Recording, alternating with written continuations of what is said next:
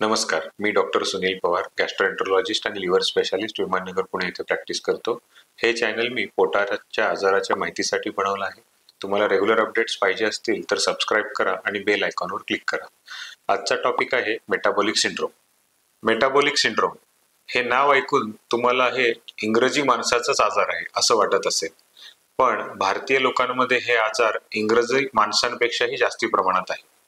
हा आजार आपल्या प्लेटमधून पोटामध्ये आणि पोटामधून प्रमोशन झालेल्या आणि वाढलेल्या वजनाच्या प्रभावामुळे होत असतो.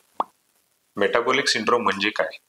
मेटाबॉलिक सिंड्रोम म्हणजे वाढलेलं वजन, कोलमडलेलं लिपिड, वाढलेलं रक्तदाब आणि उसळलेली साखर ह्या चौकडीचं आपल्या शरीराला हानिकारक इफेक्ट चालू होतो. त्यालाच आपण मेटाबॉलिक सिंड्रोम म्हणतो.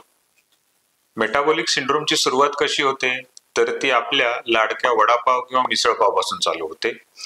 शेवटचीच म्हणणाऱ्या बासुंदी पासून चालू होते आणि ह्याच्यासोबत कमी झोप आणि जास्ती स्क्रीन टाइम ह्याला कारणीभूत असतात.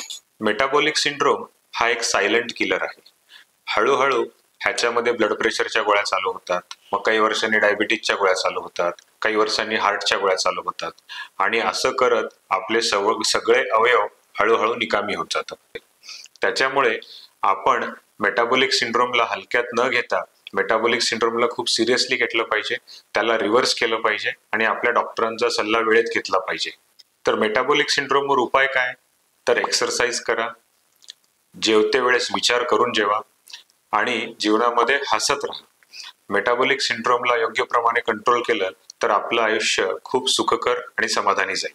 मेटाबॉलिक सिंड्रोम मध्ये काय कॉम्प्लिकेशन होऊ शकतात?